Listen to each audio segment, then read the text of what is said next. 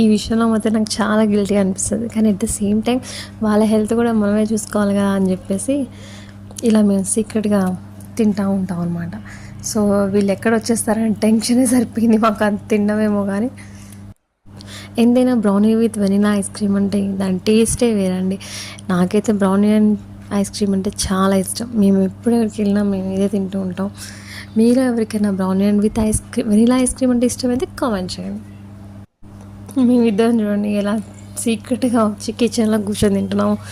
ఏం చేస్తాం, తప్పట్లేదు మాకు. కానీ మేము తినప్పుడు మాత్రం మస్తు ఎంజాయ్ చేసుకుంటూ తింటాం. చూసారా, మేము దేనికైతే భయపడ్డామో అదే జరిగింది. మా వాడేదో గోల చేసరికి వాడిని కన్విన్స్ చేయడానికని బయట నుంచి లోపల పట్టుకొచ్చాం. వాడు చూసిన తర్వాత ఆగుతాడా, ఇంకా వాడికి కూడా షేర్ ఇవ్వాల్సి వస్తుంది. చూడండి ఎలా తింటున్నాము.